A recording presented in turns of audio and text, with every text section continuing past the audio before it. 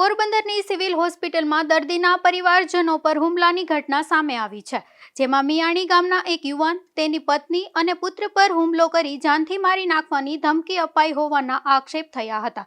ત્યારે પોલીસે અજાણ્યા શખ્સ સામે ગુનો નોંધી વધુ તપાસ હાથ ધરી છે.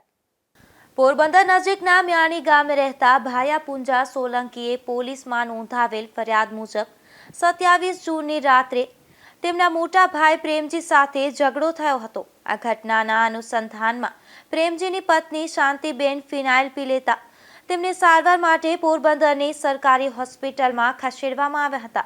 આ ફરિયાદ મુજબ શાંતિબેને આપેલા નિવેદનના આધારે પોલીસે પૂછપરછ માટે ભાયાભાઈ સોલંકી, તેમની પત્ની હંસાબેન અને પુત્ર જયેશને હોસ્પિટલ ખાતે બોલાવ્યા હતા.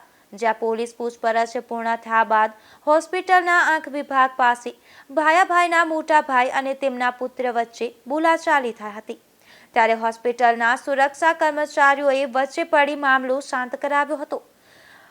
ત્યારબાદ ફરિયાદ મુજબ સાંજના સમયે એક અજાણ્યો શખ્સ ત્યાં આવી પહોંચ્યો હતો અને ભાયાભાઈ, તેમની પત્ની હંસાબેન અને પુત્ર જયેશને મારવામાં આવ્યો હતો. આ સમગ્ર મામલે પોરબંદર પોલીસે અજાણ્યા શખ્સ સામે ગુનો નોંધી વધુ તપાસ હાથ ધરી છે. નિપુલ પોપટ સાથે અશોક થાનકી, ગુજરાત ન્યૂઝ, પોરબંદર.